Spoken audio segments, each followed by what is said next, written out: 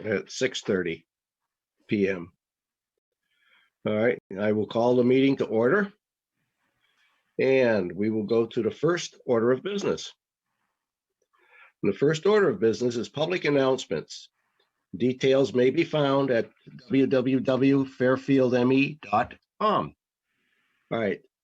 Number one, town buildings and non-emergency town services are closed to the public. Many services are available online, with some services being conducted by phone, email, and U.S. mail. Fourth quarter property taxes are due May 6th, 2020, and may be processed online, over the phone, mailed, or via the Lawrence Library drop box located at 33 Lawrence Avenue. Annual spring cleanup has been postponed. Updates will be posted on the website as available. Second order of business is public hearings. There are none. Third order of business is public comments, which is limited to 3 minutes, equivalent to public speaking. Members of the public may email comments for council at info@fairfieldme.com by 4 p.m. day of meeting, or any topic or agenda item. Items may be read aloud at this time. There being none, we'll go to the fourth order of business, reports from the staff and committees, and we will go to the town manager's report. Okay, so on April 9th and 10th, you all are aware that we had a lovely snowstorm, and it did bring many challenges to us. There were multiple trees and power lines that came down, causing several road closures, and 2/3 of the municipality did lose power.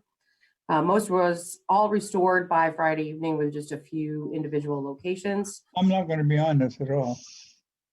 Fire, police, and public works did an outstanding job navigating and rising to the challenge above and beyond just snow removal, such as chainsawing their way back to the garage. A fire truck was stuck under fallen power lines while responding to a fire. Sewer pumps were not working without power and responding to vehicle accidents. And everybody did a tremendous job and working together and getting that all done. KV Cog still held their board of directors meeting on the 14th. That was done via Zoom. So that went well. Currently, right now, every day we're answering phone calls and emails to residents. There have been multiple incidences reported in the last several days about emails that are not being received. And what we are finding out is emails are actually going to folks' junk folder. It's great that residents have wonderful security on their emails, but if you don't hear from us and you're expecting a reply within 24 hours, check your junk folder, because chances are that's where the reply is. Staff is pretty much getting back to folks almost immediately after emails are sent, but definitely within 24 hours during the regular Monday through Friday work week. We've been monitoring our finances. This is a big question for municipalities and businesses everywhere. There are several pieces to be mindful of while we're actually working to ensure we achieve our tax commitment goals. So for some updates for you for the year, we're currently at 80% collected for excise tax. We do encourage residents to register their vehicles online. The state of Maine will forward the excise tax to us. Your registration will come due eventually. The price will be the same and your expiration month will not change. This way, by doing it online, if you're able, will save you from having to wait in line and the rush of trying to get through to that. Property taxes, the fourth installment is due May 4th. We're currently at 80% collected on real estate and 89% collected on personal property. Tax payments from mortgage holders and residents are being processed daily, and they are coming in. The sewer bills, which are due on May 2nd, are currently at 47% collected. And we're only halfway through that billing cycle, so that's actually not bad. We're right on target. We received our revenue sharing check this week. It was $31,229.54. That's actually $745 more than it was in March. And is actually more than $8,000 more than it was in April for last year. So that did not actually see a decrease. What's going to be interesting is what April and June look like. We do encourage folks to pay their tax bills through the mail. That's the cheapest way to actually do it. by sending it to PO Box 149. Payments can be done over the phone or online, but typically they do come with additional fees. Credit card fees can be 2.95% of the transaction. So if you're looking to pay online with a credit card for your property taxes, you could actually receive substantial amount of fees. And we would like to, and mailing us a check is just much cheaper. E-checks can be done over the phone though, and those are just $2.50 per check. And again, there is the drop box at the library where folks, if they want to drive into town and drop payment in there and not have to spend money on postage. Also a big push that we're doing is for folks to fill out the 2020 census. Please fill it out if you haven't. Encourage everyone you know to fill it out that hasn't. It's either been mailed to your house or you can go online at 2020census.gov. It's important for folks to realize that census data is used in formulas that determine multiple things for the municipality. Most of those involve money, such as federal and state grants, state aid to education, revenue sharing, county taxes, fees to organizations like KVCOG, Central Maine Growth Council, and KRDA. Maine is currently 47th in the country in its response rate. So we really do need to make sure we stand out and be counted. And that is it for me. Thank you. Very good. Committee reports. Anybody? We did have we had a First Park marketing meeting this morning, so that was a flight committee, but things are actually looking pretty good, and they're doing some heavy outreach and stuff, particularly for Maine, because of the fact that we're kind of in an area where, yeah, we got the coronavirus, but we're one of the very low level of the states and stuff. And then T-Mobile, they're looking to sell the lots on, at the park too. So that stuff is all happening, and it'll be more better news on that within the next probably 30 to 60 days. All right, fifth order of business, consent agenda. All right, these items are considered routine or standard business and therefore will be enacted by one motion unless a council member requests that the item be removed and acted as a regular action item on the agenda. All right, there are 3 items on the consent agenda. One is item 2049, in order that the town of Fairfield Council hereby waives a reading of and accepts the minutes for meeting 2020 held on April 8th, 2020. Item 20-50, ordered that the town council hereby approves the treasurer's warrant. And item 20-51, ordered that the Fairfield Town Council hereby adopts and signs Maine Municipal Association's Workers' Compensation Safety Incentive Program resolution. I will. Yep. Okay. We have a motion. Do we have a second? I'll second it. All right. So we have a motion and a second. Discussion. Anybody? Nope. Okay. I'm going to go into a little bit of a different mode. Instead of saying all approved, I will say, is there anybody against it? It just makes it easier to, okay, Michelle. You actually we have to do a roll call vote. Okay. All You right. can't do it that way because it's I'm digital. sorry. You have to. Okay, because that's what I did with my meeting the other credit union meeting the other day. We Yeah, did it and that I way, understand it would be much easier to do it that way, but based upon the Yeah. regulations we've been given, a roll call vote is required. So, okay. So I will get started. John Pachati, how do you vote? Yay. Michael Taylor, Yay. Courtney Chandler, Yay. Peter Lawrence, Yay. Stephanie Thibodeau. Yay. Thank you. Okay. So that is done. Then we'll go to the 6th order of business, which is to take action on the following items of business. 20-52, ordered that the town council hereby consider and awards bids received by road paving. You all have that in your packet, I believe.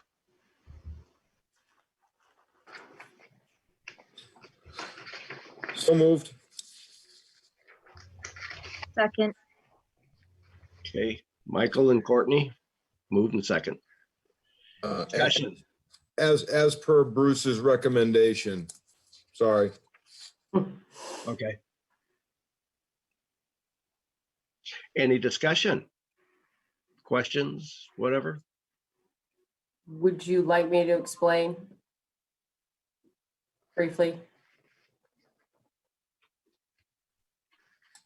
So the Public Works Director has recommended that the award go for paving to Pike Industries in the amount of $41,906. Oh, I'm sorry, I'm looking at the wrong one. Thought that was cheap for paving. Yeah, so it wasn't bad. $124,782.60. They are the load bidder. This would include paving work to be done, as well as the additional project that we have out for town meeting for the in-town reclaim and paving pieces.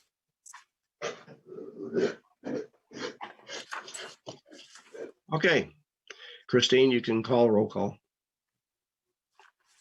Tom Pechotti, how do you vote? Yay. Michael Taylor, Yay. Courtney Chandler, Yay. Peter Lawrence, Yay. Stephanie Thibodeau. Yay. Thank you. Okay. Moving on to item 20-53. Ordered that the town council hereby considers and awards bids received for the road reclaim. So move. Second. Okay, you can explain that one, Michelle. So this is for reclaiming. This was to go with the Public Works Director's recommendation is Pike Industries, which is low bid, not low bid, $41,916. The low bid was $34,158.18. The reason to go with Pike Industries was explained in the memo that was sent to you by the Public Works Director, Right. and that the combination of efficiencies that will be done and acquired by using the same exact vendor for reclaim as well as paving will be astronomical, because of the coordination that you don't need to, the coordination between two separate contractors for the reclaiming and then the fine grading work to be done at the same exact time. Right. And Bruce is here somewhere if you have any questions. Yeah, he's hiding in the background there. Okay. Any discussion? Any questions? John, so the motion was just moved and seconded, but it was not for any recommendation. Is there a friendly amendment to go with the recommendation of the Public Works Director as just described by the I town? recommend we take Pike Industries bid. And was it Courtney that seconded that? It was Stephanie. Yes. Stephanie? Definitely. And I'll second that again. Okay. Okay. Any more discussion? I did have a question. Yeah, go ahead. So we're going with Pike Industries for a matter of convenience because they're going to do the other stuff, right? Correct. That's all I wanted to clarify. Okay. All right, go ahead, Christine. John Pechotti? Yay. Yay. Michael Taylor? Yay. Courtney Chandler? Yay. Peter Lawrence? Yay. Stephanie Thibodeau? Yay. Thank you. Okay, Harry's full. All right. Next, item 20-54. The town ordered that the town council hereby authorizes the town manager to sign the shade and right of way easement agreement with Teague Development Corporation and HEP USA SPV1 Barefoot LLC. And I'll let you explain that one, Michelle. As soon as you have a motion in a second. So move. Second. second, Okay, go ahead, Michael. Or I'm good. Michelle? Well, Michelle, Michael had a go. question. Oh, Oh, no. Oh, okay, scratch him. okay, so these are just exactly as it says, they're shade easements and right-of-way easements between the town, Teague Industries, and HEP USA, which HEP USA is the company that we have the lease with that is doing the solar project on the town's closed landfill. Gotcha. There Okay. are properties pieces of property that actually belong to Teague Industries that we already have a right of way to because of the closed landfill. In fact, they're mostly part of our 100-foot buffer strip that we need to maintain because of landfill closure. But on paper, they still belong to Teague Industries. So they needed to have these easements done. And it's just another piece of getting closer to construction. I did ask HEP to send me an update as to where they were at so I could let the council know tonight. They are currently working towards getting construction going this season. The final construction drawings are currently being completed and will have its final review and also a final review with DEP because there's some permitting levels that are still left there a little bit. The procurement efforts to secure the panels, racking, ballast, and electric gear is well underway. The financing efforts, they have interest from a number of banks. Their energy output for the project is fully subscribed. Its subscribers include University of Maine, the City of Portland, LL Bean, Pratt & Whitney, and Nestle Waters, among a few others.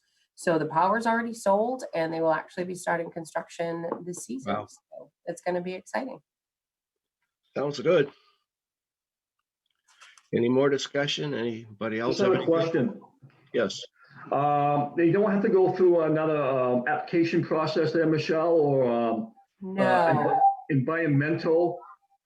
The only thing that's really left, there was a design change that was done recently, and they did go back before the planning board to have that done. They had altered their access road where actually they had changed its length. And one of the interesting things with this project is they have to put in an access road as per our ordinance. But then DEP required that the access road be removed and put back to grass because of the stormwater runoff pieces. So they actually shortened it and changed where it actually was. So they had already gone to the planning board for that change. Once everything is done and completely finalized, with some minor changes. So when you take a plan from 2D to 3D on a flat surface, it looks like at 2D you could put a panel, but at 3D you cannot. So there were a few changes with that. But other than that, they're pretty much complete with all of their environmental permitting pieces. And they Okay. have already gotten easements from surrounding properties for air rights, basically sunlight rights, where they'll be going in and cutting trees in some of those areas as Okay, well. I'm just wondering about the Teague property. It does have trees, the water brook, and I was down there Sunday walking. Yeah, I was a little bored. a Do you lot of have the trees that are going to be removed, a lot of them are actually more towards where Fairfield Pharmacy is. And if you're looking at Fairfield Pharmacy with the landfill behind it, the area to the right up on the hill, the biggest, this largest easement strip is actually where the access gate is on the other end of the property. There's a 50-foot strip in there that still belongs to Teague Industries. Why it was never conveyed to the town, I'm not really sure. And why they've maintained that, I don't really know. Yeah, either. I saw the no trespassing sign, things like that. Yeah. I'm just So- concerned. And there about- may very well be a conversation, once things settle down a little bit. I actually plan to talk to Jack Teague and his sister, who are actually Teague Industries, that they may want to actually donate that piece of property to the town, possibly, simply because of the fact that he's paying taxes on it, he can't use it to do anything. So that might, but at this point, it doesn't change the need for the easement. I can't remember. I was part of that when that whole thing was put together, and I was part of that committee and stuff. And I can't remember why they kept that one piece or not, but it was kind of buried on the bottom too, that nobody really paid much attention to. You know, 'cause Well- they were concerned with the building and connecting to KVCC, et cetera, you know. Well, and if you remember correctly, this property originally, if it was developed, automatically reverted back to the Teague family, and the Teagues Yeah. had signed off on that a That's while true. ago. So I Yeah. think it has a lot to do with some of that stuff and allowing the access points. But since Teagues have signed off on this property and given it to the town for this purpose, it may be just a matter of timing and getting that bit taken care of. All right. I just had that question.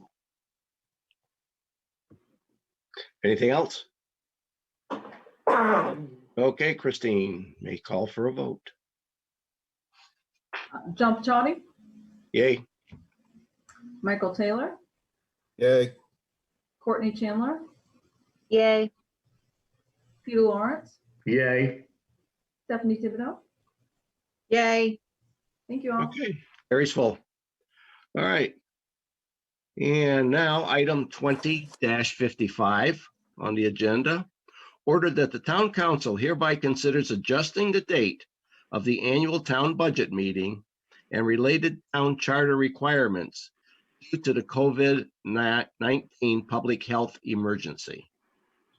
I'll look for a motion and specifically a new date.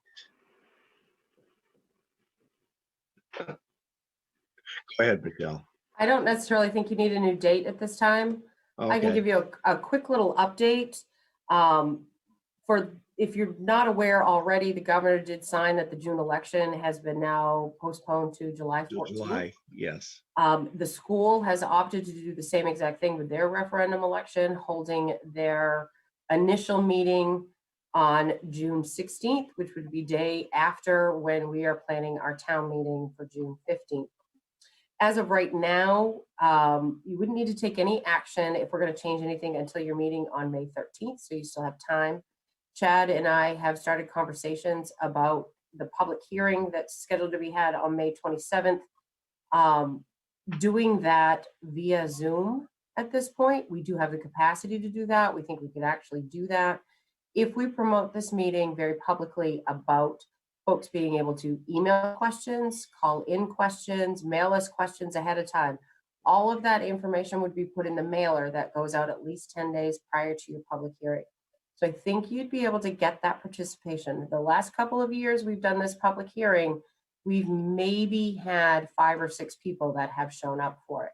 It's not that, and I actually almost think you might have more participants doing it this way. I mean, look at the number of people that are out there this evening, which is really great. That's true. And so you might have better participation.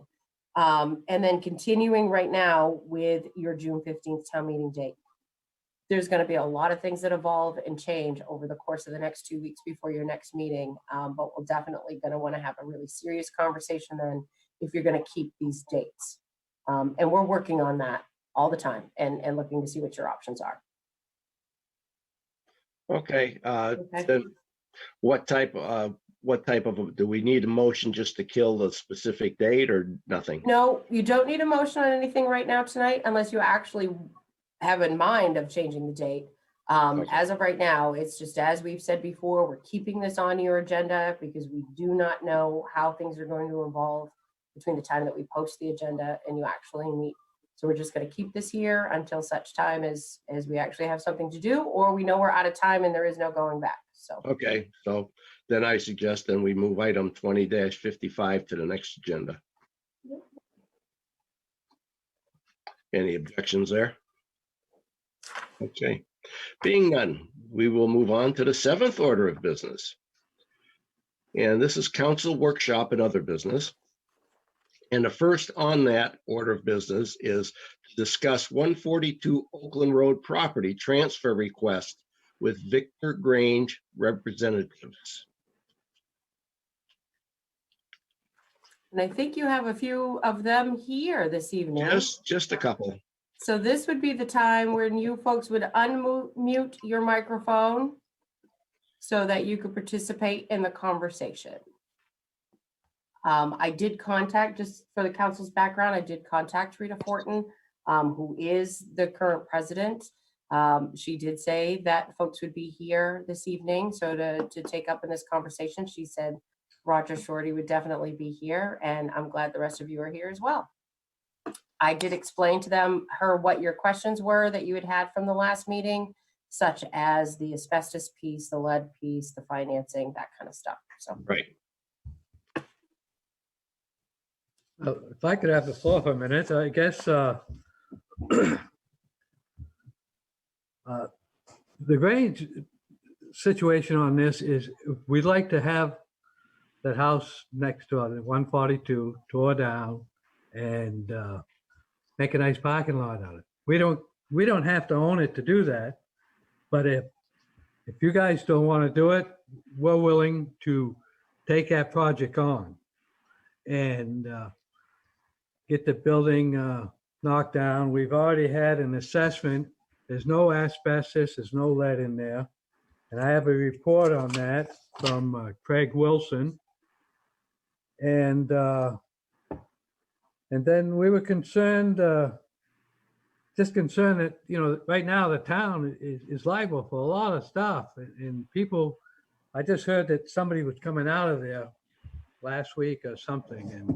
And the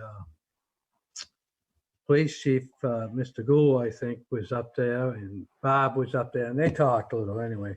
Good. But, you know, we would like to get the building tore down. Whether the town does it or we do it, it really doesn't matter. But if we do it, we'd like to have a clean deed on it so that we could get a hold of the electric company, get the wires knocked down. There's a few things that was brought up, the septic system.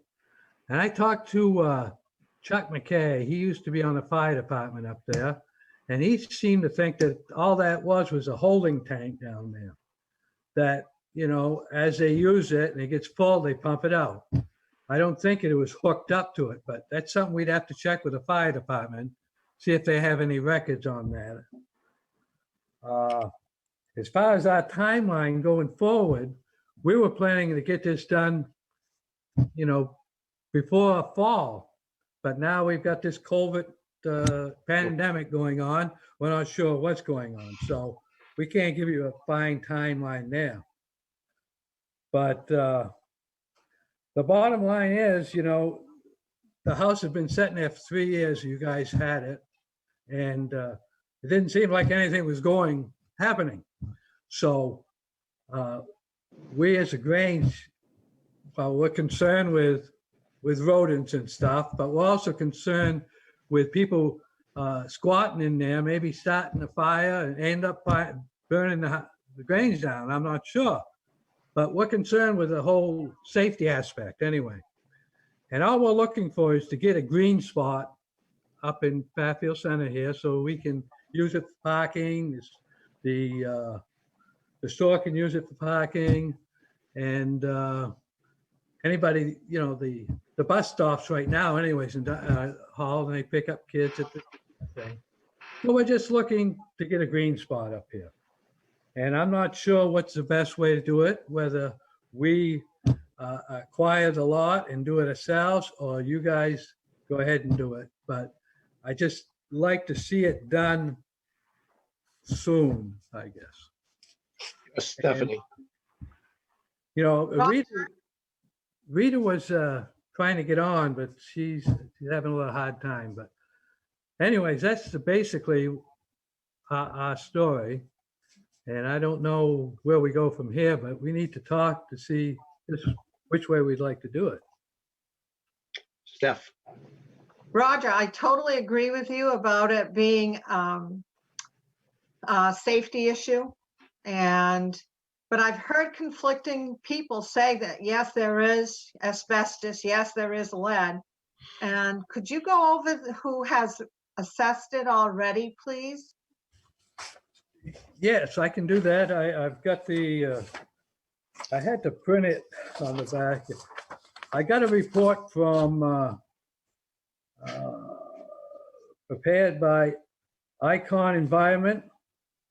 One Strahded Lane in Hollowell, Maine.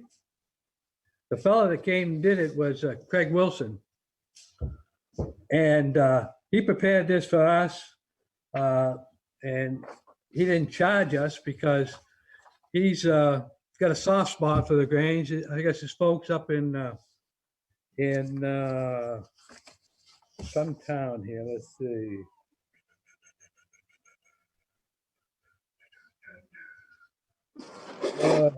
Anyways, he's fond of the Grange, and he said that he would do it. He got fond memories of the Grange in up north anyway. But anyways, I just feel that, you know, he did that for free for us, and he did send me a report. I've got a whole 6 pages here, so it tells it that it doesn't have got a background check, survey limit, observation, abatement estimate, and there was. Let me get to the last page here. Not applicable. Lab analyzing report. And I got a report here, analytic report, I guess.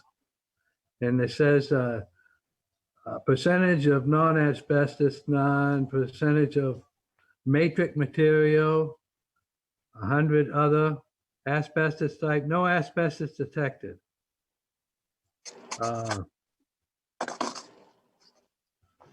So What did, I don't know. what about the lead? Did he mention lead?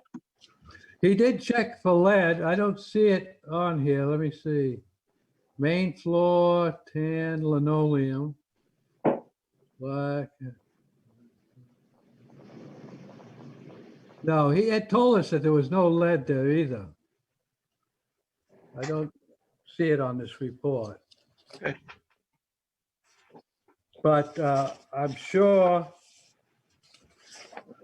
you know, if the town decides to keep it and knock the place down for itself, he could probably get a hold of him and purchase one of these reports. I don't know. Well, we had originally, you know, going back, there was some question, but I don't think it was done by an inspection. I think it was just somebody mentioned, oh, there might be this or might be Yeah. that. Yeah. The other thing is that there was a proposal that we would sell that property to the Grange for $1. Yes. And I think that was the original proposal. Then it kind of all leveled off and fell apart type of thing. But, you know, I personally don't see anything wrong with moving on with that particular proposal. Yeah. Well, you know, it's just the fact that it's going to cost us money to do it if we go ahead and do it. And it's saving, I think we're helping the town out because the town is liable right now. Somebody falls down in that dry well that's out there. Yeah. And it's a very dangerous situation. And we just need to get it resolved one way or the other. Right. We don't particularly desire to purchase that area and belong to it, but if we do get it, we don't expect to be taxed on it. Let's put it that way. Right. Well, you're So I don't know non-taxable whichever anyway. is better for the town. Yeah. What's up, Michelle? Just the liability to the municipality is no different than if somebody went to the park and tripped and fell over Right. a Right. roof. Well, It's it's no just- different than It's that. covered. So there's not a substantial amount of liability to the community for that. The septic issue, I thought actually belonged to the house and not the station, but I could be wrong. I can't remember. I would have to look at that. think you're And right. the reason why it was suspected with asbestos and lead was simply because of the age of the building, not the garage, but the original home and its age. And as a municipality, we fall under some pretty strict guidelines when it comes to tearing down properties and disposal of that sort of stuff. Yeah. We had, just so that the group is aware, we had been working on trying to get a brownfields grant for that property. We would love to tear it down, but money is money. We all know that. And we were not successful in acquiring that brownfields grant. That was just last fall. The federal government didn't think a parking lot was proper economic development, so we weren't eligible for that. So we were back to the drawing board to try to find funds to do the assessment that we needed to have done, and then to work towards the tear down and disposal. Yeah. Well, I'm thinking, are we starting to put money away in the town to get that done? Or would it be easier for us to take over and get it done? Because we have friends of the Grange that will donate a lot of the stuff. But I don't believe they will donate it to the town. I don't know. Right. Personally, I think that what our initial thrust was a few years ago was selling it to the Grange for $1 and then letting them move on forward with it. And once, if we do purchase it for $1, we're going to immediately get some insurance, liability insurance to take care of that. But if things go good, I'd like to see that building down by the end of the summer. Yep. But with this COVID thing, everybody's behind the 8 ball now, so I don't know how that's going to happen. But we will get to, we'll discuss it again once we find out how the town feels about it. Right. Definitely. I think it's to our advantage if the Grange is willing to take ownership for that building and make that area into a parking lot, which is desperately needed. I think we should be able to give them our support for that. When I was on the council the last time, and this was 4 years ago. Yep. This is when we started talking about it. Exactly. And I think it's time to take some action on it. Rather than just let it sit. It's an eyesore. The wind, pieces of the roof fly off when the wind blows real hard. It's time to do something. And if the Grange is willing to take on this responsibility, I'm all for it. I agree on this too. It's a win-win situation for the Grange and the town for that location that benefits the Grange, possibly the fire department and the store, and any events at the Grange, includes the seniors too. They're gonna have picnic tables out there and things like that. So it's just a win-win situation. I'm all for it. Yeah, I agree.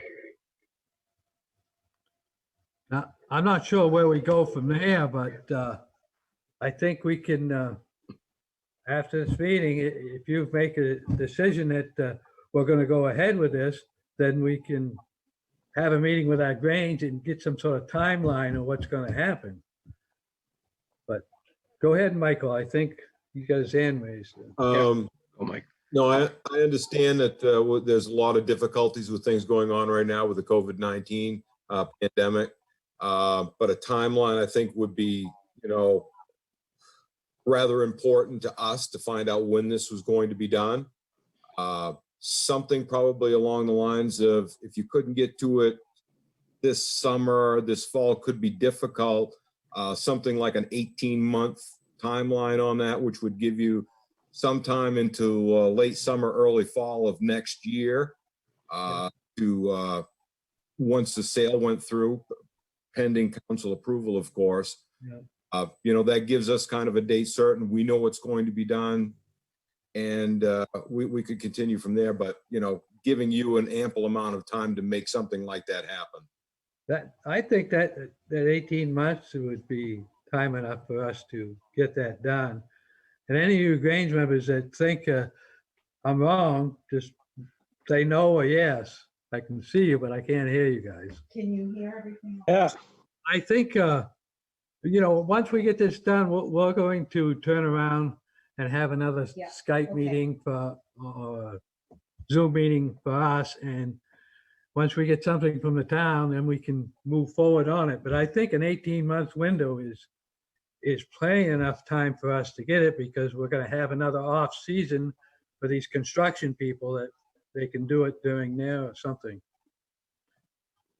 Okay, I guess maybe what we should do is think about is to have a motion to sell that building to the Grange for $1 based on the fact that they have 18 months in which to remove that building and make it a green place.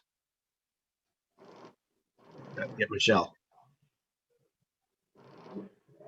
Do you want the town attorney to draw this up? There's legal fees, there's the sewer piece that still has to be investigated. Would you like me to get you something more official, pull this all together if this is the way council wants to do it, and we'll put it on as an actual action item for your meeting in May? And that Yeah, will I give the think- Grange the opportunity to have their conversation as well. Yeah, that sounds good. Because good. there might actually have to have a survey done because of that septic piece. I got to do a little bit more investigation for that. Yeah, I know there was some question there, and I can't remember. At one point, it was thought that the fire department. We building have went it on into plans, and I have a lot of the background Yeah. information from when we actually Okay. acquired the building from the bank. Yeah. Because there was a lot that went into the actual acquisition of that building when we purchased it from TD Bank. Yeah. So, and there was a bunch that had to be done with the brownfields grant. So I have it. I'll Right. pull it together for you. Yeah, I think we have quite a history of, Yep. when you guys got it back. We have a lot of the paperwork and emails and stuff that had gone through. But, yeah, okay, I'm good. All right, so I guess that's what we'll do is move it on to the next meeting and, go for what we need to do and come back with something. John? Christine's up. Pardon? So Oh, go ahead. typically, when we have somebody introduce a document during a meeting, they Yeah. submit that document to council. So I would like to formally request a copy of that assessment from Victor Grange. They would just Okay. provide us a copy with that. They could email that to the town or mail it to the town to be part Okay. of the minutes for this meeting. Please and thank you. Thanks. Yep. That'll be good. Okay. Yes, Courtney. So Michelle, as part of your fact finding that you're gonna do for us to get this going forward, will you be able to find out how much we actually were owed on the sewer and things of that nature when we acquired the property? Yeah, I actually have that. I think it was somewhere around $1,500 we had to pay because we had to pay TD Yeah. Bank back taxes as well. So, yeah, I have it, but I will get that for you. Okay, thank you. Okay, any other discussion on that? All right, there being none, we will move to other council business. We can start with Stephanie. I have none other than to say if people want to use the direct deposit box, it's at the library for any payments at the town office. Okay, Peter. Yeah, I just want to have everyone, all the residents be vigilant on residents walking crosswalks, especially downtown. There's no signs, but the crosswalks are wired out. There's a lot of crosswalks out there, and people are just going through them, and you almost lost a counselor the other day. I almost lost my wife and daughter too, so. Wow. And that's it. Okay. Courtney. Nothing for me today. Okay, Michael. I just want to thank everybody for the hard work during the last snowstorm, and everybody stay safe during this coronavirus episode, and be healthy. Thank you. Yeah, they did. They really did a tremendous job on that. I was out in helping the school out a little bit, driving a van to deliver their meals out in Fairfield Center with some people, and of course, was out there during that snowstorm and stuff. And the town really did a very, very excellent job on cleaning up, keeping those roads clean, and people being able to get around, stuff like that. So that's all I've got. Anything from you, Michelle?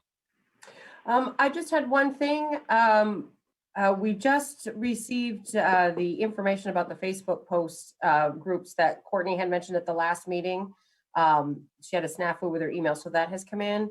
But Peter, could you give us an update and tell me again who the folks were? Was it folks at the Grange that were doing those meals, so we could put that information in, what the contact was? Okay, it's in conjunction with the Grange. It's my, it's actually Shelley Renicki, my wife Caroline, and my daughter Michaela. Delivering the meals. They're doing that on Fridays. And it's to Shelley Renicki and my daughter Michaela are making the mask.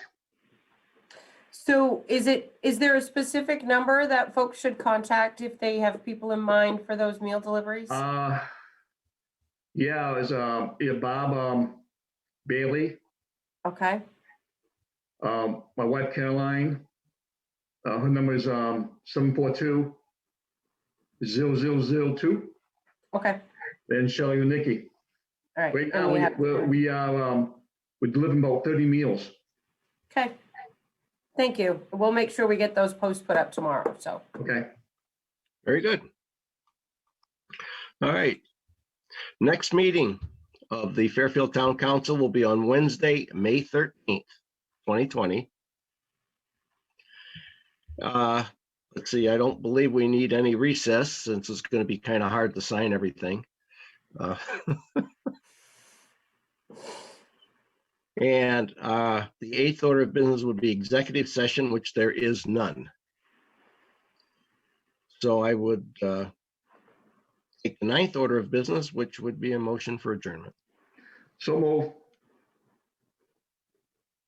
Second, are- Yes, Michael. Just a quick question. You're going to require a bunch of signatures on some of this stuff right off? The only one that I'm concerned about, because I hadn't been in touch with MMA yet, was that resolution. I Okay, almost yeah. think they might take our enrollment to that program with an email that you approved it at your minutes and we'll get the signatures later. But other than that, I think we'll be fine. Again, we are keeping all of your warrants and everything in one location so that when this does get lifted, we'll get all of your signatures at once. So be prepared. When we're back together again, you will sign a lot. Okay, just checking. Thank you. Thank you. Okay. So I will look, and all in favor of adjournment? Carries. We are adjourned. Everybody.